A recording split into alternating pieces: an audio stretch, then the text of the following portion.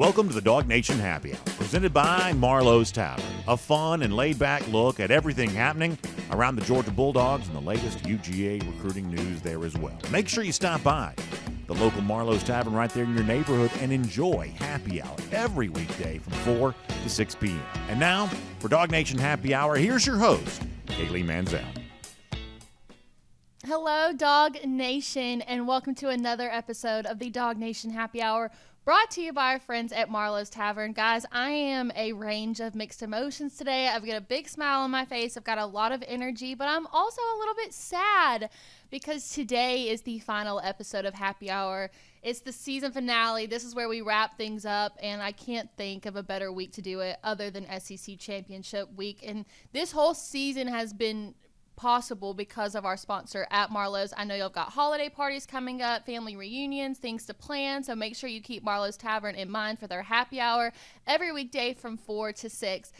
And because it is the season finale, I'm going to do something that we have never done before on the show. We are going to have the one, the only, actually he's the only one. So we're going to have Connor Riley today, who as of yesterday is the person on the staff who listens to Taylor Swift the second most. So excited to bring him on today, get his input on all things SEC Championship. Connor, I just want to say thank you for joining me for the last episode.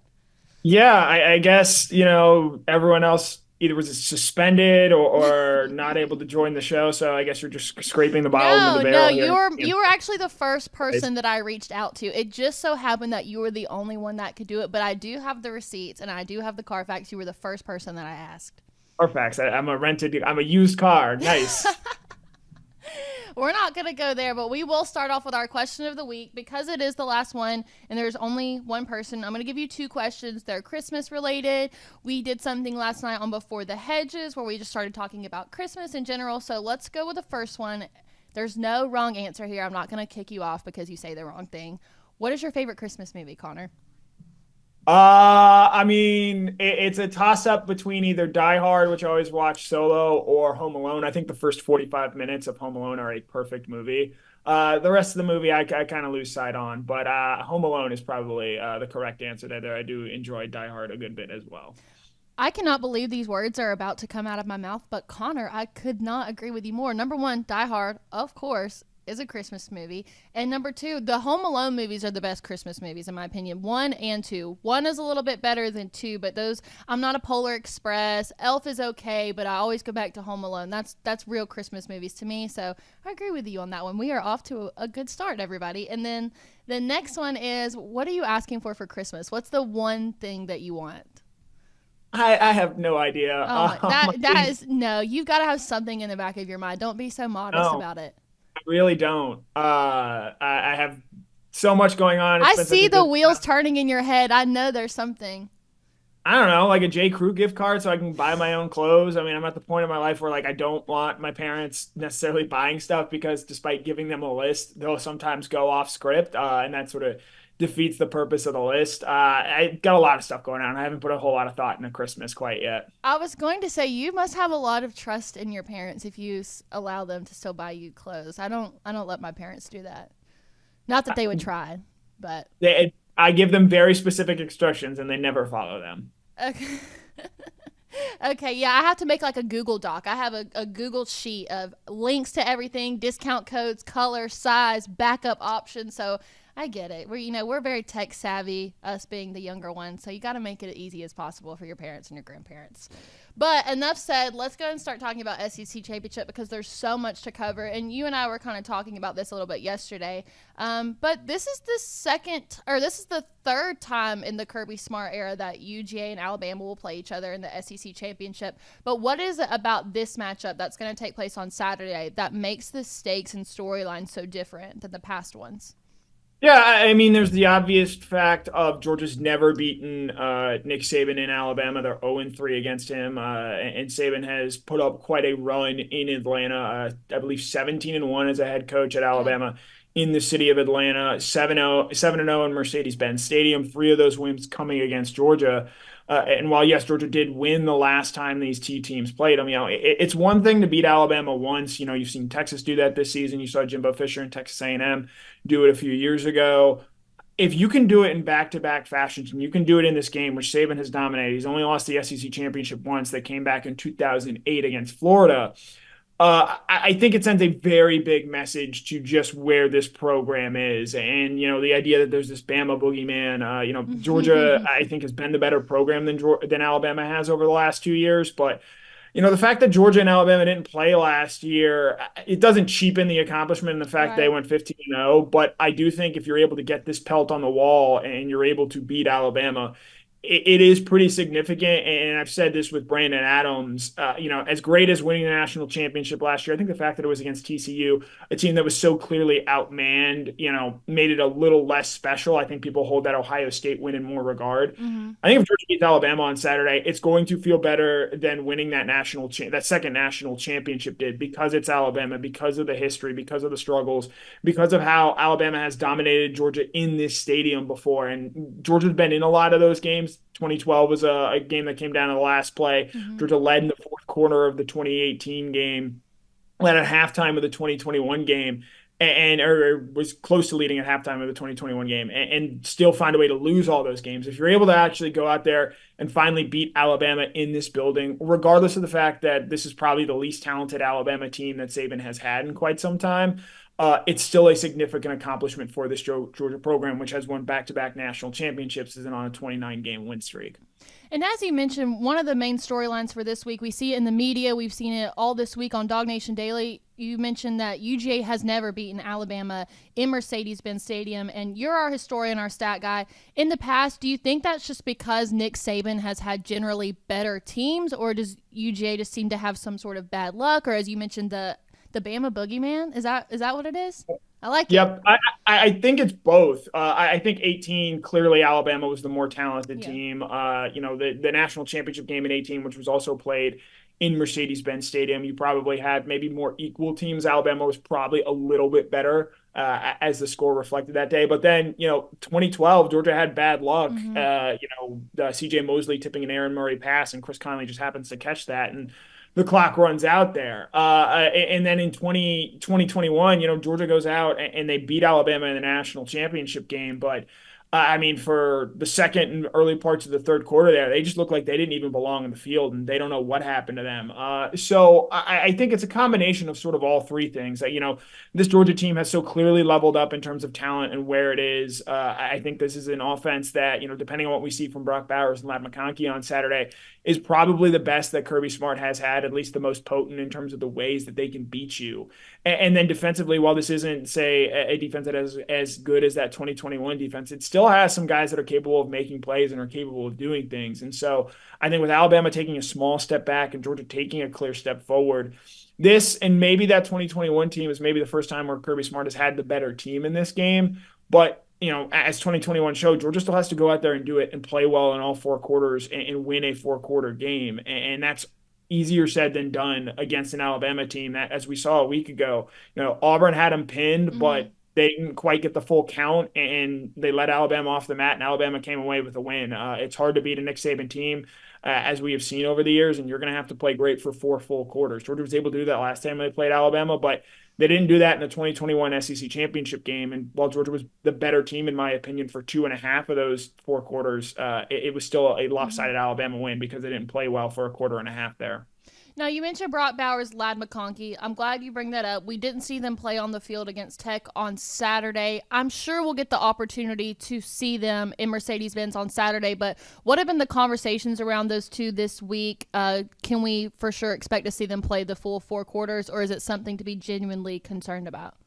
Yeah, I think with Brock, you're going to see him, something similar to what you saw against Ole Miss and Tennessee. Is he 110? Is he the player he was pre-injury? Probably not at this point, but with everything we know about Brock, they're not really going to be able to keep him off the field unless the ankle injury gets worse there. As far as Ladd, it's a lot more interesting. He's battled multiple injuries this season, and I went back and watched the first part of the Tennessee game. Didn't really look like he got hurt anywhere when it came to that ankle injury. He first got injured in that game against Ole Miss. And so, knowing Ladd, he's going to want to be out there. This is a game where you empty the chamber, and if you're able to give anything at all, you're out there. I think it may be comparable to what we saw with Ladd against Auburn, where, he's not the player that he was, say, in that win against Florida, that win against Missouri, but is someone who is able to, in a specified role, maybe give you something on third downs, be a specific role player rather than a prominent feature in this offense. The reality is Georgia's going to need both of these guys, in my opinion, out there on the field if they're going to win on Saturday. And you don't need 100 yards from both of them. But I do think the presence of both of those players out there is going to make things much, much easier for Carson Beck and the rest of this offense to open up and I think take advantage of an Alabama defense that hasn't exactly been playing its best football the second half of the year.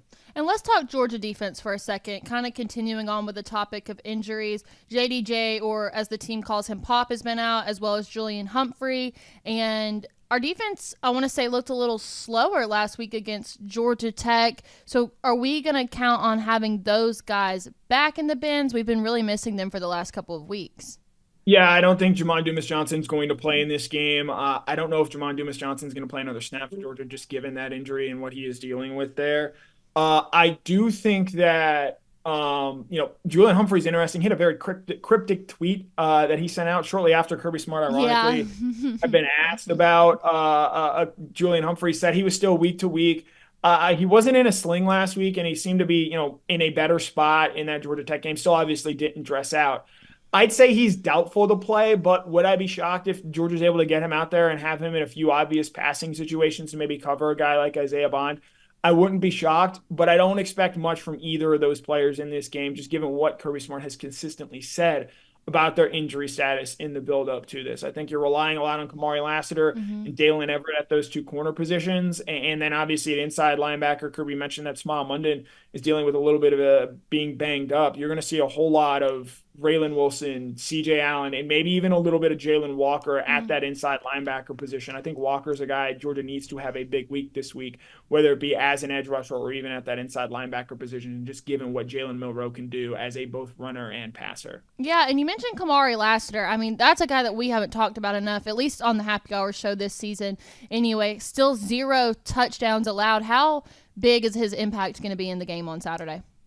Yeah, well, Kamari is a South Georgia guy, and you being a North Georgia person, that doesn't surprise me that you have a bias there. I think Kamari, look, they're going to I don't think that there's an Alabama receiver that's good enough that Kamari is going to follow them like you saw with Luther Burden earlier this season, but they're going to be content to sort of just let him, lock up his side of the field, whether it be Jermaine Burton or it be Isaiah Bond, who they are running down the sideline there. This Alabama wide receiver room, it's not as good as it is in years past, and that's no slight against Jermaine Burton and Isaiah Bond, in my opinion. It's just when you have so many first-rounders, Jalen Waddle, Devontae Smith, Jerry Jeudy, Henry Ruggs, Amari Cooper, Calvin Ridley, when you had those kind of receivers, it's just hard to measure up to them on a year-in, year-out basis. So I think if you're Georgia, the biggest thing is, and this is sort of the way they play anyway, but with Jalen Milroe in particular this week, you can't give up explosive plays to them. They are so reliant on those two getting scores. And if you're Georgia, don't get beat deep. Make this Alabama team execute and drive the length of the field. Georgia's given up some scores in that regard at times this year.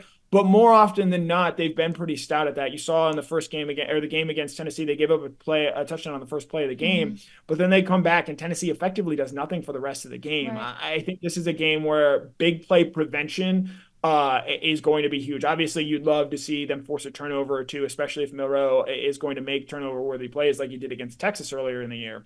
But the biggest thing is make this Alabama team earn it and go the length of the field. And if you're able to do that more often than not, I think that's a good recipe for success for Georgia in this game. And you mentioned this North Georgia bias thing that I apparently have. You're the only one that seems to think so, but of course, Connor's opinion is always right. And I went down a rabbit hole last night. This is totally off topic. It has nothing to do with the game of football. But I actually discovered, and I'm hoping that I'm not going to botch this word, where I was born in Northwest Georgia, Rome, which is Floyd County. We are like the southernmost part of Appalachia. Is it Appalachia, whatever that is? Appalachia. Okay, there we go. I am the southernmost part of Appalachia, and that explains so much of why I am the way that I am, and maybe why I do have this North Georgia bias, because I'm from a region that's very well talked about and full of culture and folklore, and I was really excited to find that out last night, I have to admit. So are you saying that like South Georgia doesn't have a lot of culture or No, folklore? no, I'm just saying, we have a lot of rich history where I'm from. We go way, way, way back. I don't get the opportunity to go to South Georgia as much as I like, but I do know and I can confirm that they produce really good football players. So, Uh, no hate, tons of, no shame. tons of them.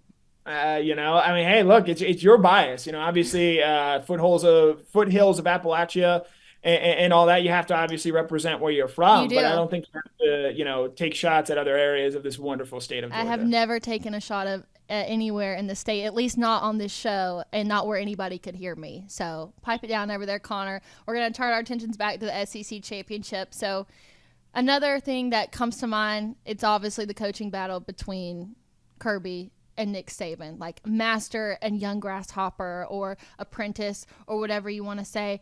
But at this point, Kirby's won back-to-back national championships. He's going for a third one, which would obviously put him in a category way higher amongst the rest. But with a win in this game, how does that change Kirby's legacy? I mean, I think it further solidifies the fact that he can go out and beat Saban. I believe the only coaches off the top of my head since he has gotten Alabama that have beaten him multiple times, Gus Mm-hmm. Malzahn, Hugh Freeze, Mm-hmm. Les Miles. It's a very, very small list, and most of those guys, with the exception of Freeze, aren't coaching in the SEC anymore. And I believe Miles in 2010 and 2011, and then Freeze in 2014 and 2015 are the only coaches to beat Saban in back-to-back years. Mm-hmm. So, or back-to-back tries, rather, excuse me there. So I think there's something on the line there from him. Look, Kirby Smart, I think, is comfortable enough to where he doesn't have to feel like he has to go out and prove himself in comparison to Nick Saban. He's won back-to-back national championships, something Nick Saban has not done. He went 15-0 last year. That's something Nick Saban has not done at Alabama. There's obviously a ton of respect between these two. And as Kirby has said so many times, though, this is going to come down to the players on the Yeah. field. And you saw in the 21 SEC championship game, Jamison Williams and John Mechie just made more plays. And I think that made things very difficult for Georgia. But in that follow-up game, I think Georgia did a much better job of pressuring Bryce Young and getting to Bryce Young, along with the fact that Alabama didn't have Williams and Mechie for the entirety of that game there. So I think, as much as it is talked about Saban versus Smart, Palpatine versus Vader, whatever, analogy in terms of, uh, veteran versus, newcomer. And Kirby Smart, he's been a head coach for 8 years. He's not exactly a young coach anymore. Mm-hmm. He's pushing 50. So I think that, Kirby knows he doesn't have to prove anything in this game. He's, I think, much more focused on the fact that we just have to find a way to beat Alabama. And he does know all that goes into that, and the fact that this is probably going to be a four-quarter war once again, as it, traditionally has been. Now, Georgia hasn't won a lot of those, but I think they're eager to go out there and show that they can do that again this Saturday. Well, I like that you said that the game's going to come down to the players on the field, which I do agree. But with that, I want you to think about this. David Pollock came on Dog Nation Daily with Brandon Adams the other day. You may have seen the clip on social media, but he said that while he thought UGA had better coaching, he thought that Alabama had a better defense. So when you take what David Pollock said and what you said with it, it's going to come down to the players on the field. Do you believe that to be true? As far as Pollock's comments about the Georgia defense, Yeah. yeah, I mean, I would certainly say that Alabama, on an individual basis, has probably a more talented defense. You look at guys like Dallas Turner, Mm-hmm. Caleb Downs has had a sensational Right. season there. Terry and Arnold and Kool-Aid McKinstry are probably first-round picks at the cornerback position. So from a draft standpoint or angle, you see the talent there. But I think maybe this Georgia defense is maybe being underrated a little bit. Mm-hmm. Yeah, they gave up a late touchdown to Georgia Tech last week, and that sort of skewed the stats and numbers there a little bit. But I think that this is a really proud group, and they know that what they showed against Georgia Tech last week was not who they are. And so, look, they're going to have some things to go out there and prove. And look, like they're missing Jamon Dumas-Johnson, who's going to be an NFL linebacker. Right. I think Julian Humphrey is a guy that allows them to play in a more versatile way out there. So, I think the big thing with this defense, they know they have a point to go out there and prove. And there are some veterans on this team that, were members of that 2021 team. You think back, Kamari Lassiter mentioned not playing in that game. Mm-hmm. Javon Bullard is another name to know there. These are guys that have a chance to go out there and make their own legacy and make their own statement. And Jalen Milroe is playing, is generating headlines as much as any player in the country right now. And they know that he is sort of a one-man wrecking crew.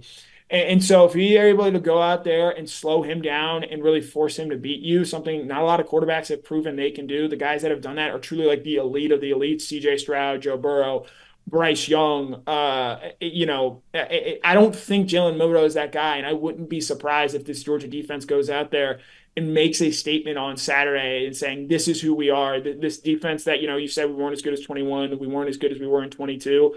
Like, Malachi Starks is a phenomenal player and going to make things very difficult. Jalen Walker, Michael Williams are certainly names to know. So while I see Pollock's point there, I do wonder if maybe people are sleeping on this Georgia defense a little bit going into this matchup, maybe because of the circumstances surrounding them. Mm-hmm. One thing we've talked about all season long on the show is our opponents score first. We even saw that after Tech last week, even though it wasn't on the first possession, it still ended up happening where they scored first. And in the grand scheme of things, as the season's gone on, it hasn't felt like that big of a deal because we know that the Dogs tend to start hot after the team scores. But is that something that we need to be more concerned about going into the Alabama game? Because you don't want to get down early on against a team like the Crimson Tide. Do you know what the score was at the end of the first quarter in the 2021 SEC championship game? For all my marbles, I couldn't tell you, but I know that you could. I believe it was 10-0 Georgia. So look, this is a 4-quarter game. You obviously don't want to get down by like 17 or something that give up a lot of scores early. But I think with what we've seen from this offense and this defense and just the history of this game, like, sure, you might give up an early score. I think the bigger thing is not turning the ball over, not giving Alabama short fields, not allowing them to take advantage of that. And so in my mind, like, Georgia could very well, come out and give up a touchdown on Saturday on that opening drive. Tommy Rees, one of the 3 touchdowns Alabama scored last week, came on that opening drive and he scripted it really well. And so we've seen that's just like a thing with Georgia this year.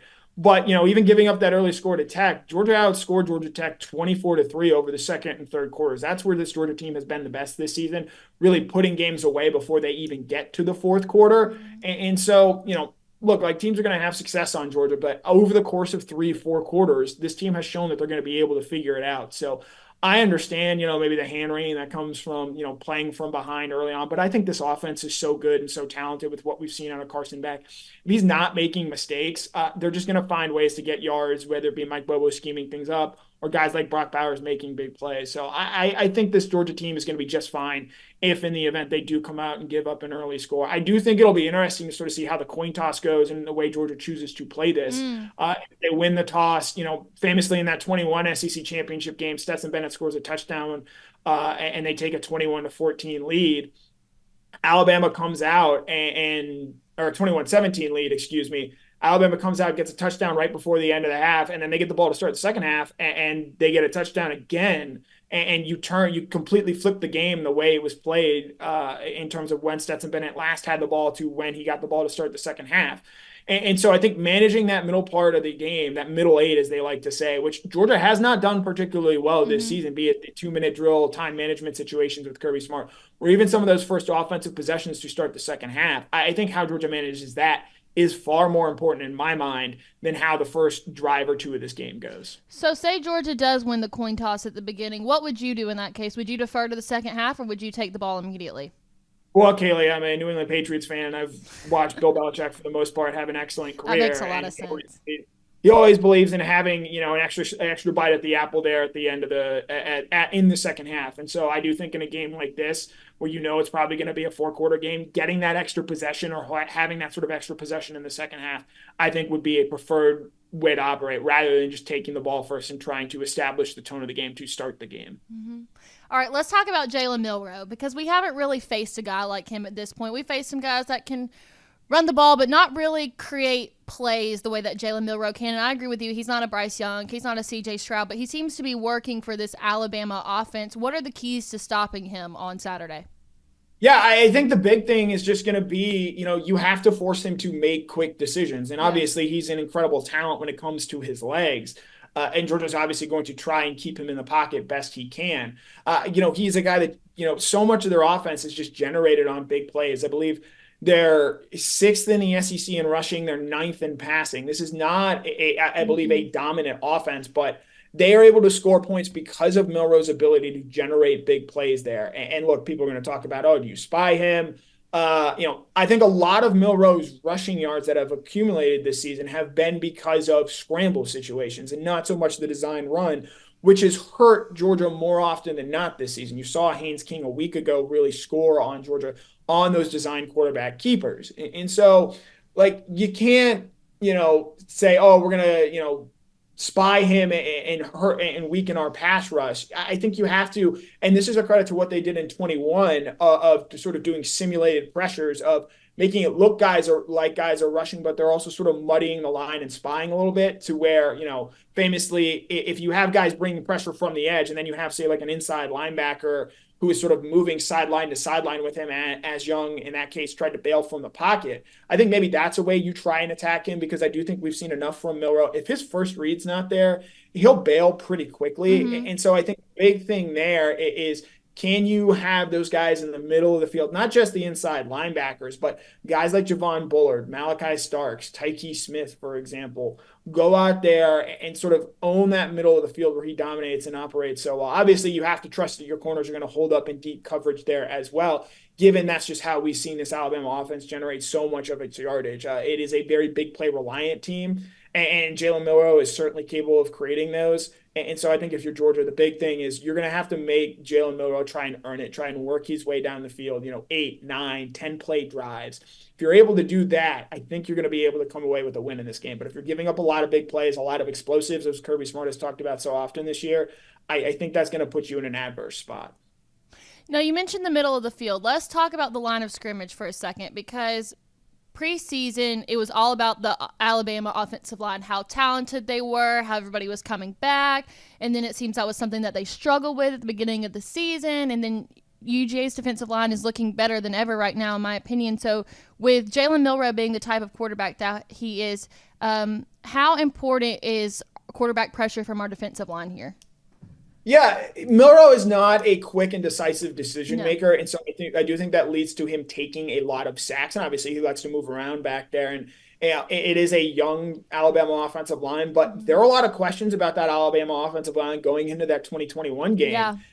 And they didn't give up a single sack that day, and I think that's a big reason why Georgia ended up losing. So I think Georgia has to be smart with how they pressure here. You'd obviously love to see them get pressure, but they've got to also, I think, be disciplined in that aspect. They can't lose contain all that often and really just give him a free pass to the outside there or even up the middle as well. I think they have to be disciplined in how they rush. Obviously, there were going to be potentially situations where they really pin their ears back and try and get after Jalen Milroe, but you have to do that in a smart and measured way. It's a veteran defensive line group. We've seen them start to make plays here of late. Zion Logue had the big tip last week. Christian Miller got a big sack. I think you look for him to have another big game. I think if you're Georgia, the real key to winning this game is, can you get a noticeably good game out of 2 or 3 of Tyrion Ingram-Dawkins, Michael Williams, and Jalen Walker, because those guys are going to be the guys on the edge to an extent. And if you're able to get big plays, big pass rushes, not just always necessarily getting home, but keeping Milroe in the pocket and forcing him to think, I think that's going to be a major key for Georgia potentially winning this game on Sunday, is how do those guys on the edge sort of go out playing their roles, whether it be getting pressure or just keeping Milroe in the pocket. So what's interesting about this Alabama team in particular is we saw them lose an early game to Texas, which, okay, it could have gone either way, but then they barely scraped past South Florida, and all of a sudden it seems like Bama wasn't really in this big primary conversation anymore, and now history is repeating itself yet again. Alabama, Georgia, SEC Championship, Mercedes-Benz Stadium. We've been here before, but when you look back at Alabama season, what was the turning point where they entered into that conversation again of being the Alabama that they're known for? The LSU game, I think them going out, beating LSU at home. Jaden Daniels has had a fantastic season, almost certainly going to be in New York as a Heisman Trophy finalist. He made the first mistake in that game. He sort of blinked. They had the tip pass interception. And then ultimately Daniels isn't able to finish that game. But I think since that game, you've seen the conversation around Alabama change a little bit in terms of what they're going to be able to do. Now, I think maybe they gave some of that back with how they played against Auburn last week. But as Kirby Smart has said, winning at Auburn is no easy thing to go out there and do. It's a rivalry game. And it is especially heated when Alabama and Auburn are playing there in Jordan-Hare. So I look, this is an Alabama team that, based on raw talent, is still the best team in the country. They're obviously going to have to go out there and prove it, and they haven't always been the most disciplined team this season. They commit a lot more penalties than Georgia does, for example. But at the end of the day, I mentioned the phrase Alabama boogeyman. As long as Nick Saban's still on the sideline there, as long as they've still got plenty of potential first rounders, which they do, there's always going to be that sort of Alabama mystique factor. Now, if Georgia's able to go out there and beat them, and maybe even beat them soundly on Saturday, maybe Georgia sort of further usurps that mystique from Alabama, and they sort of become the team. Because, while Georgia has won back-to-back national championships, I do think that there's a segment out there that is still, this is Alabama, this is Georgia. We've seen how this rivalry has gone for so long. Why should we necessarily expect things to be any different on the field when Georgia has had talented teams in the past before, has been favored against Alabama before, and still found ways to lose? So maybe it's just because I love alliteration. Let's talk the Bama boogeyman for a second here. I don't want to spend too much time on this because there are more important things to talk about. But how much longer do you think that we'll expect to see that Bama boogeyman on the sideline? Do you think that he's the kind of guy that's going to want to go out when he's on top of the college football world? Or do you think there's going to get to a point where he's just ready to be done with it all? Yeah, so when I say Bama boogeyman, I don't mean Nick Saban. No, I know, but I want to call him the Bama boogeyman because I like it, and he's kind of old and scary.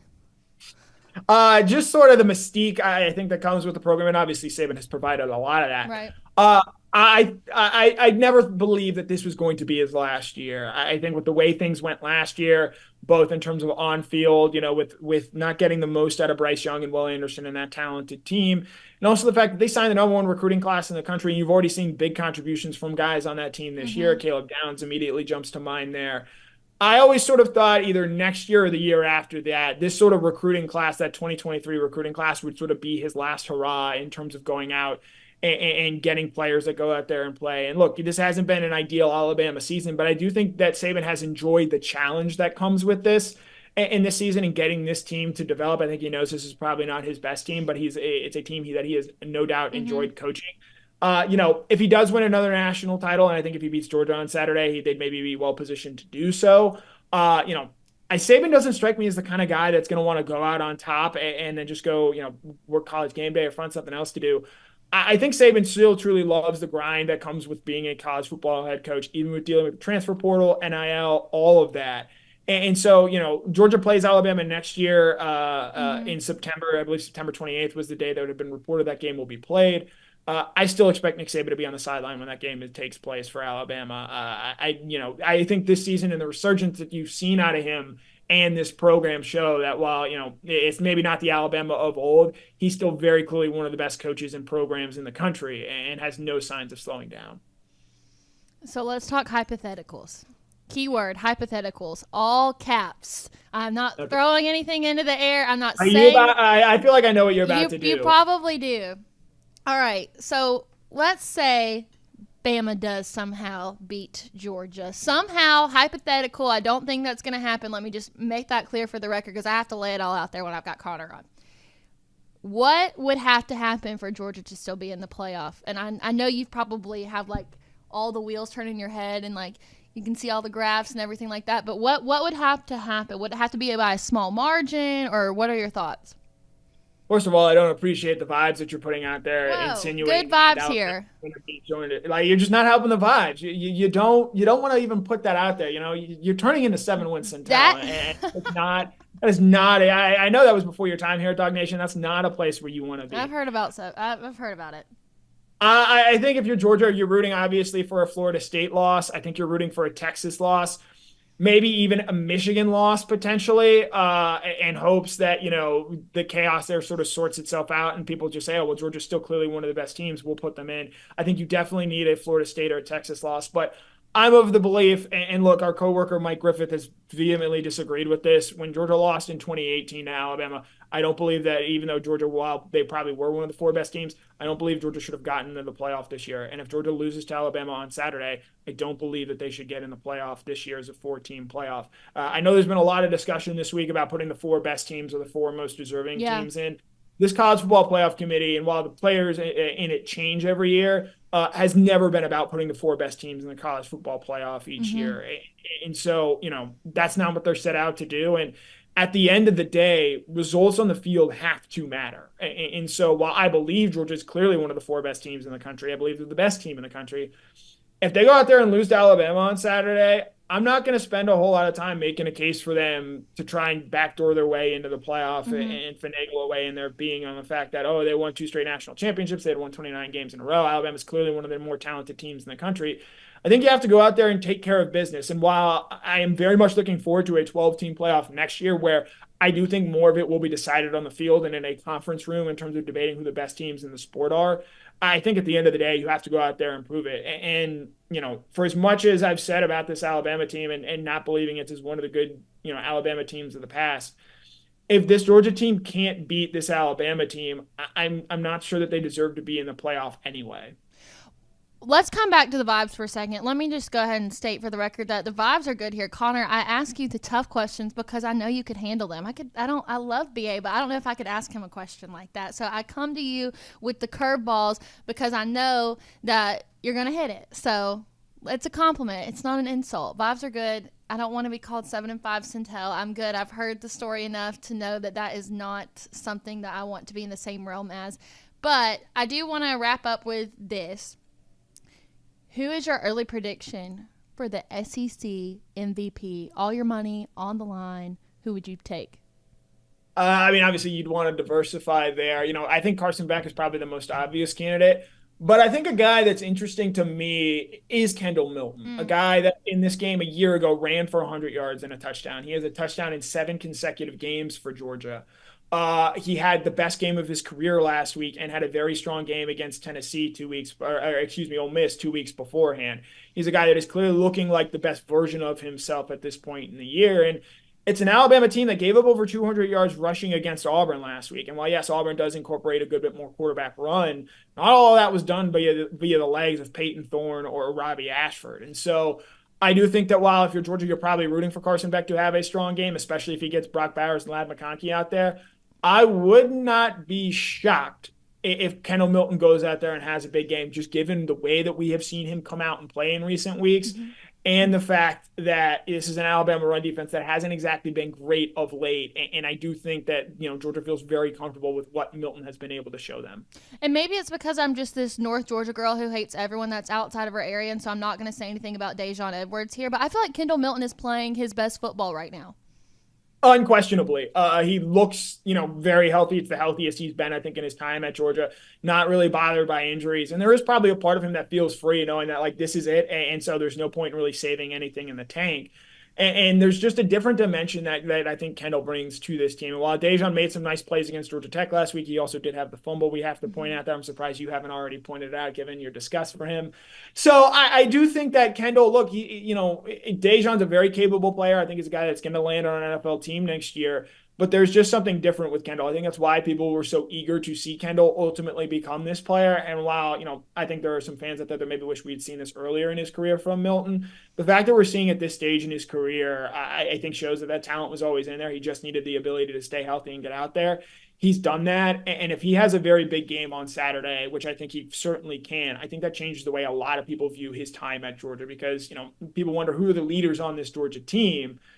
I do think that he's a guy that has a chance to really put a stamp on, this is my team, I'm a big guy on this team, and I'm going to help carry us to victory. I know Brock Bowers is obviously a player that can do that as well, and he's had a lot of success against Alabama before, but I think Saturday could be a statement game for Kendall Milton. And with that, we will make that the Dog Nation Happy Hour. First, let me just give a huge shout out to Connor, who has been through a lot with us this season of Happy Hour. Started out strong, got in a little trouble, had a little suspension, came back, and here he is finishing out the show with me, strong as ever. So, Connor, I just want to say thank you to you first.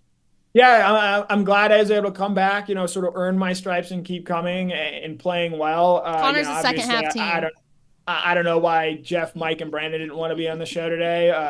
It's their loss, I guess, but I think you've done a great job hosting this show. Well, Connor, thank you so much. I know you've got things to do, so I'm going to go ahead and let you go. Guys, for all of you who have joined us all season long for the Dog Nation Happy Hour. It has been such an honor and my pleasure. This was my first show that I've done for Dog Nation, so I'm getting a little bit sappy here. I did wear a waterproof mascara just in case I needed to let the tears roll, but it looks like I'm going to be able to hold them back today. So I just want to say thank you for all of you that have tuned in all season long, all of your comments, even the criticisms. I listen to what y'all have to say, and I try to take that into account. So thank you all so much for joining. And then, of course, I have to give a huge shout out to Marlowe's. I was a massive fan of Marlowe's even before I found out that they were going to sponsor the show. It was one of my go-to places to eat in college. So when I found out that they were going to be the sponsor for Happy Hour, it was a big full circle moment. It's where I used to take my parents when they would come to town when I was at Kennesaw State. And so I couldn't have thought of a better sponsor for my segment, because y'all know I'm the Happy Hour expert, quote unquote. So I have to give a huge shout out to Marlowe's. But just because Happy Hour is ending here at the Dog Nation World Studio headquarters doesn't mean it's going to end at Marlowe's Tavern. Every weekday from 4 to 6, and as the holidays start to get closer and closer, keep them in mind for all of your holiday parties, or if you want to take your grandkids some cool place to eat that they maybe haven't been to yet. Take them to Marlowe's and think about us and send us pictures and tag us on Twitter and them. And again, I just am so grateful to have been a part of this, and I couldn't have done it without all of you at home that watch. And I want to also have a special shout out to my grandparents, because after every show I would call them, they would give me feedback. And so I just want to thank them too for watching all season long. Guys, this has been the Dog Nation Happy Hour, brought to you by Marlowe's Tavern. I am Kaylee Mansell, and we have so much going on this week with SEC Championship, so make sure to check out our Dog Nation website and join us on Saturday for the Dog Nation Game Day show. It's going to start at 2 o'clock, and you're not going to want to miss it. So for Dog Nation Happy Hour one last time, I am Kaylee Mansell, and thank you all.